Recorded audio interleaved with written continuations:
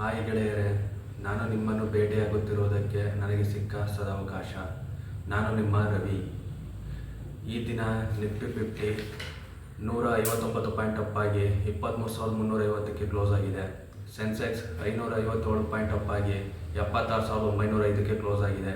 Bank Nifty 530 point up ಆಗಿ 50,593ಕ್ಕೆ close ಆಗಿದೆ. ಹಾಗೆ ಗೋಲ್ಡ್ ರೇಟ್ 22 ಕ್ಯಾರೆಟ್ 40 ರೂಪಾಯಿ ಡೌನ್ ಆಗಿ 8,270 ರೂಪಾಯಿಗೆ ಕ್ಲೋಸ್ ಆಗಿದೆ.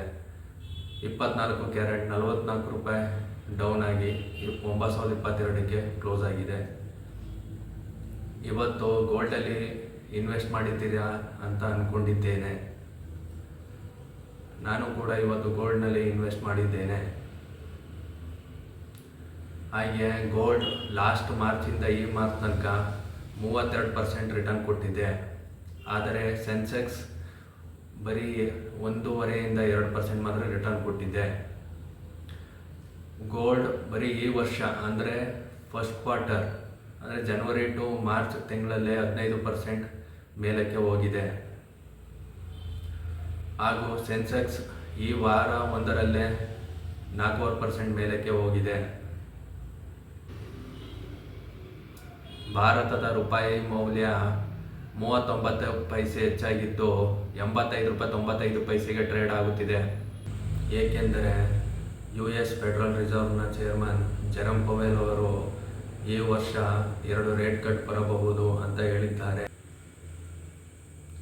MNC ಕಂಪನಿಯಾದ ಎಲ್ಲಿ ಲಿಲ್ಲಿ ಆ್ಯಂಡ್ ಕಂಪನಿ ನಿನ್ನೆ ವೆಯ್ಟ್ ಲಾಸ್ ಡ್ರಗ್ ಅನ್ನು ಭಾರತದ ಮಾರುಕಟ್ಟೆಗೆ ಪರಿಚಯಿಸಿದ್ದಾರೆ. ಇದು ಒಬೆಸಿಟಿ ಮತ್ತು ಡಯಾಬಿಟಿಸ್ ಕಂಟ್ರೋಲ್ಗೆ ಉಪಯೋಗಿಸುವ ಮದ್ದಾಗಿದ್ದು ಇದರ ಹೆಸರು ಟಿರ್ಜಪಟೈಡ್.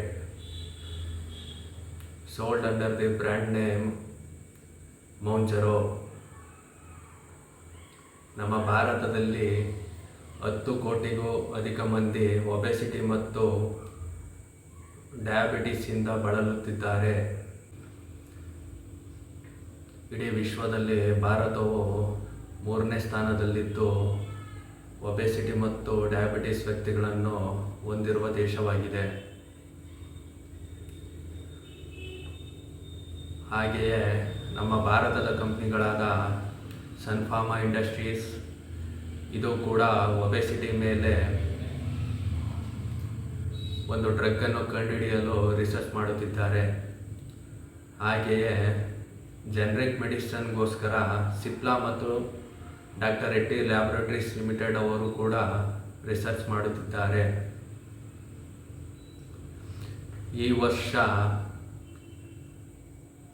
ನೋವಾರ್ಡ್ ನಾರ್ಡಿಸ್ಕ್ ಕಂಪ್ನಿಯು ವೆಯ್ಟ್ ಲಾಸ್ ಡ್ರಗ್ ಅನ್ನು ಕಂಡುಹಿಡಿದಿದ್ದು ಭಾರತಕ್ಕೆ ತರಲು ಪ್ರಯತ್ನಿಸುತ್ತಿದ್ದಾರೆ. ಅದು ಕೂಡ ಇನ್ನು ಮುಂದಿನ ಕೆಲವೇ ತಿಂಗಳುಗಳಲ್ಲಿ ಭಾರತಕ್ಕೆ ಬರಬಹುದು. ಎಲಿ ಲಿಲಿಯ ಈ ವೆಯ್ಟ್ ಲಾಸ್ನ ಡ್ರಗ್ನ ಬೆಲೆ 2.5 mgಗೆ 3,500 ರೂಪಾಯಿಗಳಿದ್ದು ಮತ್ತು 5 mgಯ ಬೆಲೆ 4,375 ರೂಪಾಯಿಗೆ ನಿಗದಿ ಮಾಡಿದ್ದಾರೆ. ಹಾಗೂ ಅಮೆರಿಕದಲ್ಲಿ 2.5 mgಯ ಬೆಲೆ $568 ಹಾಗೆಯೇ DGTR directorate general of trade remedies ಅವರು ಫಿನಾನ್ಸ್ ಮಿನಿಸ್ಟ್ರಿಗೆ ಒಂದು ಪ್ರಪೋಸಲನ್ನು ಕಳುಹಿಸಿಕೊಟ್ಟಿದ್ದಾರೆ. ಇಂಪೋರ್ಟ್ ಮಾಡಿಕೊಳ್ಳುವ ಸ್ಟೀಲ್ಗಳಿಗೆ 12% ಸೇಫ್ಗಾರ್ಡ್ ಡ್ಯೂಟಿಯನ್ನು ಹಾಕಬೇಕೆಂದು ತಿಳಿಸಿದ್ದಾರೆ. ಈ ದಿನ ಹೀರೋ ಮೋಟೋಕಾರ್ 3% ಗೇನ್ ಆಗಿದೆ. ಏಕೆಂದರೆ 3 ವೀಲರ್ ಆ್ಯಂಡ್ 4 ವೀಲರ್ EV ಕಂಪನಿಯಾದ ಯೂಲರ್ ಮೋಟಾರ್ಸ್ ಕಂಪನಿಯಲ್ಲಿ 32.5% ಸ್ಟೇಕನ್ನು 525 ಕೋಟಿ ರೂಪಾಯಿಗಳಿಗೆ ಬೈ ಮಾಡಿದ್ದಾರೆ. ಈ ದಿನ IT ಕಂಪನಿಗಳು 2-3% ಕೆಳಗೆ ಬಿದ್ದಿವೆ. ಏಕೆಂದರೆ ನಿನ್ನೆ ಎಕ್ಸೆಂಚರ್ ಕಂಪನಿಯ Q2 ರಿಸಲ್ಟ್ ಅಷ್ಟೊಂದು ಚೆನ್ನಾಗಿರಲಿಲ್ಲ. ಆ ಕಂಪನಿಯಲ್ಲಿ ಸೇಲ್ಸ್ ಮತ್ತು ಗ್ರಾಸ್ ಪ್ರಾಫಿಟ್ ಮಾರ್ಜಿನ್ ಕಡಿಮೆಯಾಗಿರುವುದರಿಂದ ಭಾರತದ IT ಕಂಪನಿಗಳ ಷೇರುಗಳು ಕೆಳಗೆ ಬಿದ್ದಿವೆ. ಈ ವರ್ಷ IT ಕಂಪನಿಯ ಇಂಡೆಕ್ಸ್ 15% ಕರೆಕ್ಷನ್ ಆಗಿದ್ದು, ಇನ್ನೂ 5-10% ಕರೆಕ್ಷನ್ ಆದರೆ ಹೂಡಿಕೆಗೆ ಒಂದು ಅವಕಾಶ ಸಿಗಬಹುದು. ಇನ್ನೊಂದು 5-10% ಕರೆಕ್ಷನ್ ಆದರೆ ಹೂಡಿಕೆಗೆ ಸದವಕಾಶ ಸಿಗಬಹುದು. ಈ ದಿನ ಮಣಪ್ಪುರಂ ಫೈನಾನ್ಸ್ ಕಂಪನಿ 7-10% ಮೇಲಕ್ಕೆ ಹೋಗಿದೆ. ಏಕೆಂದರೆ ಅಮೆರಿಕದ ಪ್ರೈವೇಟ್ ಇನ್ವೆಸ್ಟ್ಮೆಂಟ್ ಫರ್ಮ್ ಬೇನ್ ಕ್ಯಾಪಿಟಲ್ ತನ್ನ ಸಬ್ಸಿಡರಿ ಕಂಪ್ನಿ ಏಷ್ಯಾ ಗ್ರೂಪಿಂದ 26% ಸ್ಟೇಕನ್ನು $5,764 ಕೋಟಿ ರೂಪಾಯಿಗಳನ್ನು ಕೊಟ್ಟು ಮಣಪ್ಪುರಂ ಫೈನಾನ್ಸ್ ಕಂಪನಿಯನ್ನು ಬೈ ಮಾಡಿದೆ. ಇದರಿಂದ ಮಣಪ್ಪುರಂ ಫೈನಾನ್ಸ್ ಕಂಪನಿ 400-500 ರೂಪಾಯಿಗಳವರೆಗೆ ಶಾರ್ಟ್ ಟರ್ಮಲ್ಲಿ ಹೋಗಬಹುದು ಅನಿಸುತ್ತದೆ. ಏಕೆಂದರೆ ಇದರ ಪಿಯರ್ ಸ್ಪರ್ಧಿಗಳಾದ ಮುತ್ತೂಟ್ ಫೈನಾನ್ಸ್ 3.4 ಟೈಮ್ಸ್ ಅಷ್ಟು ಬುಕ್ ವ್ಯಾಲ್ಯೂಗಿಂತ ಹೆಚ್ಚಿಗೆ ಟ್ರೇಡ್ ಆಗುತ್ತಿದೆ. ಮಣಪ್ಪುರಂ ಫೈನಾನ್ಸ್ ಓನ್ಲಿ 1.4 ಟೈಮ್ಸ್ ಅಷ್ಟು ಬುಕ್ ವ್ಯಾಲ್ಯೂಗಿಂತ ಮೇಲೆ ಟ್ರೇಡ್ ಆಗುತ್ತಿದೆ. ನಿಫ್ಟಿ 50ಯ ವಿಶ್ಲೇಷಣೆ.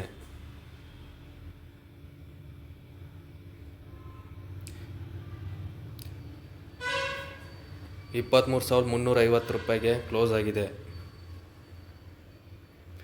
ಶಾರ್ಟ್ ಟರ್ಮಲ್ಲಿ ನಿನ್ನೆ ಹೇಳಿದ ಹಾಗೆ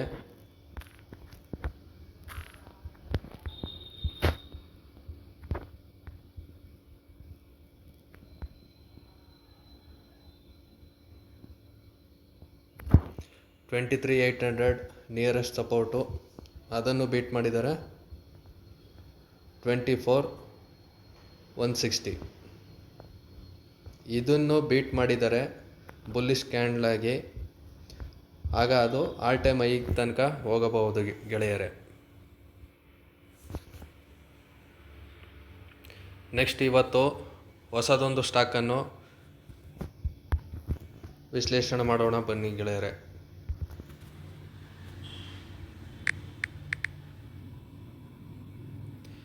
ಈ ದಿನ ಇವತ್ತು ಸುದ್ದಿಯಲ್ಲಿರುವ ಮಣಪ್ಪುರಂ ಫೈನಾನ್ಸನ್ನೇ ವಿಶ್ಲೇಷಣೆ ಮಾಡೋಣ ಬನ್ನಿ.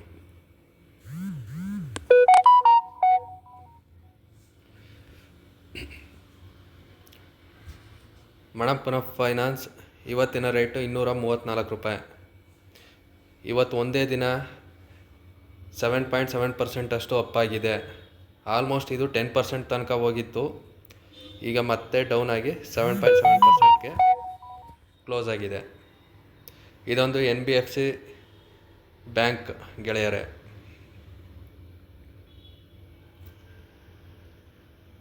ಹಾಗೆ ಇದು ಹೆಚ್ಚಾಗಿ ಗೋಲ್ಡ್ ಲೋನ್ ಹಾಗೆ ಮನಿ ಎಕ್ಸ್ಚೇಂಜ್ ಫೆಸಿಲಿಟೀಸ್ಗಳಲ್ಲಿ ಕೆಲಸ ಮಾಡುತ್ತೆ ಗೆಳೆಯರೆ. ಈ ಮಣಪ್ಪುರಂ ಫೈನಾನ್ಸಲ್ಲಿ ಒಂದು ಆಶೀರ್ವಾದ್ ಮೈಕ್ರೋ ಫೈನಾನ್ಸ್ ಕಂಪ್ನಿ ಕೂಡ ಇದೆ. ಈಗೊಂದು 2-3 ತಿಂಗಳ ಹಿಂದೆ RBI ಅವರು ರೆಗ್ಯುಲೇಟರಿ ಸ್ಕ್ರೂಟಿನಿಯನ್ನು ಮೈಕ್ರೋ ಫೈನಾನ್ಸ್ ಕಂಪ್ನಿಗಳಲ್ಲಿ ತಂದಿರುವುದರಿಂದ ಇವರ ಆಶೀರ್ವಾದ್ ಮೈಕ್ರೋ ಫೈನಾನ್ಸ್ ಕಂಪ್ನಿಗೂ ಹೊಡೆತ ಬಿದ್ದಿರುವುದರಿಂದ ಈ ಸ್ಟಾಕು ಈ ವರ್ಷ 138 ತನಕ ಹೋಗಿತ್ತು ಗೆಳೆಯರೆ.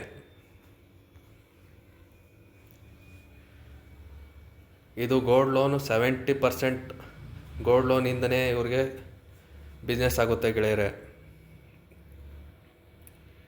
ಹಾಗೆ ಮುತ್ತೂಟ್ ಫೈನಾನ್ಸ್ ಬಿಟ್ಟರೆ ಇದೇ ಸೆಕೆಂಡ್ ಲಾರ್ಜೆಸ್ಟ್ ಇನ್ ಇಂಡಿಯಾ ಗೆಳೆಯರೆ ಗೋಲ್ಡ್ ಲೋನಲ್ಲಿ.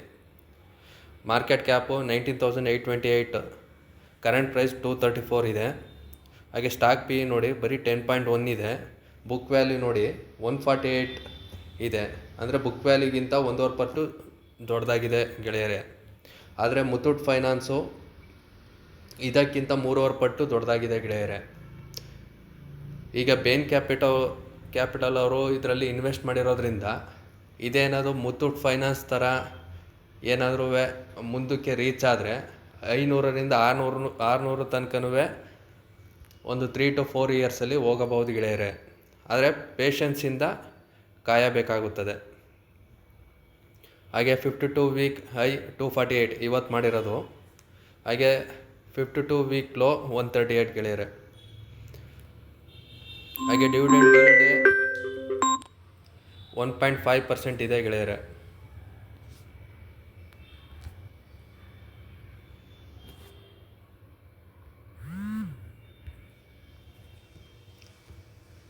ಹಾಗೆ ROCE 13.8, ROE 20.8 ಇದೆ ಗೆಳೆಯರೆ.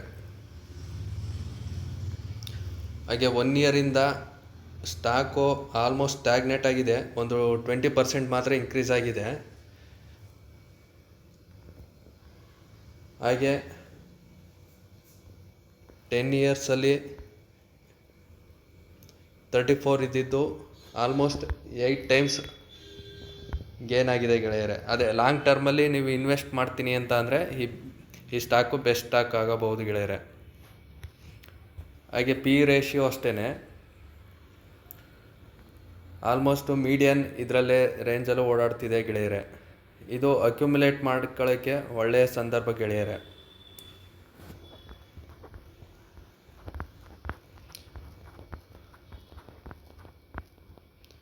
ಹಾಗೆ ಈ ಕಂಪ್ನಿಯ ಕ್ವಾರ್ಟರ್ ಆನ್ ಕ್ವಾರ್ಟರ್ ಗ್ರೋತು ಚೆನ್ನಾಗಿದೆ ಗೆಳೆಯರೆ. 1484 ಕ್ರೋರ್ ಇದ್ದಿದ್ದು 2560 ಇದೆ.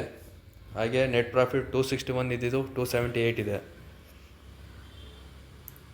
ಹಾಗೆ ಮಾರ್ಚ್ 2009 165 ರೆವೆನ್ಯೂ ಇತ್ತು, ಈಗ 10,000 ಕ್ರೋರ್ ತನಕ ರೀಚ್ ಆಗಿದೆ ಗೆಳೆಯರೆ.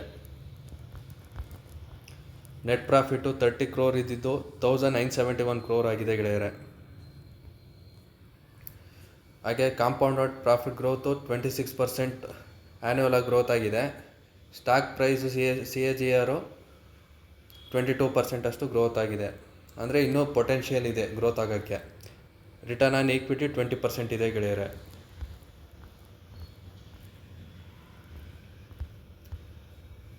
ಹಾಗೆ ಕ್ಯಾಶ್ ಫ್ಲೋ ನೋಡಿ 4000 ಕ್ರೋರ್ ಕ್ಯಾಶ್ ಫ್ಲೋ ಇದೆ ಗೆಳೆಯರೆ. ಹಾಗೆ ಪ್ರಮೋಟರ್ಸ್ ಈಕ್ವಿಟಿಲಿ 35% ಹೋಲ್ಡಿಂಗ್ ಇದೆ, ಸೇಮ್ ಅದನ್ನೇ ಸ್ಟ್ಯಾಗ್ನೆಟಾಗಿ ಉಳಿಸ್ಕೊಂಡಿದ್ದಾರೆ. FIಗಳು 30% ಇದ್ದಿದ್ದು 27%, ಅಂದರೆ 3% ಡಿಕ್ರೀಸ್ ಮಾಡ್ಕೊಂಡಿದ್ರು. ಯಾಕೆಂದರೆ ಮೈಕ್ರೋ ಫೈನಾನ್ಸ್ದು RBI ಅವ್ರ ಸ್ಕ್ರೂಟಿನಿ ತಂದಿರೋದ್ರಿಂದ 3% ಡಿಕ್ರೀಸ್ ಮಾಡ್ಕೊಂಡಿದ್ರು. ಈಗ ಮತ್ತೆ FIಗಳು ಒಳಗೆ ಬಂದಿರೋದರಿಂದ ಈಗ ಮತ್ತೆ ಇದು ಜಾಸ್ತಿ ಆಗಬಹುದು ಗೆಳೆಯರೆ. ನೆಕ್ಸ್ಟ್ ಕ್ವಾರ್ಟ್ರಲ್ಲಿ ತೋರಿಸುತ್ತೆ ಗೆಳೆಯರೆ ಇದು. ಹಾಗೆ ನಮ್ಮ ಹತ್ರ ನಿಮ್ಮ ಹತ್ರ 30% ಇದೆ. ಹಾಗೆ DIಗಳು 15% ಇದ್ದಿದ್ದನ್ನ 7%ಗೆ ಡಿಕ್ರೀಸ್ ಮಾಡ್ಕೊಂಡಿದ್ದಾರೆ. ಆದರೆ ಇದು ಮೇಯ್ನಾಗಿ ಗೋಲ್ಡ್ ಮೇಲೆ ಲೋನ್ ಕೊಡೋದ್ರಿಂದ ಗೋಲ್ಡ್ ಹೆಚ್ಚಾದಂತೆ ಇದು ಕೂಡ ರೇಟಲ್ಲಿ ಹೆಚ್ಚಾಗುತ್ತೆ ಗೆಳೆಯರೆ. ಈ ವಿಡಿಯೋ ನಿಮಗೆ ಇಷ್ಟವಾಗಿದ್ದರೆ ಲೈಕ್ ಮತ್ತು ಸಬ್ಸ್ಕ್ರೈಬ್ ಮಾಡೋದನ್ನು ಮರೆಯದಿರಿ ಗೆಳೆಯರೆ. ಧನ್ಯವಾದಗಳು.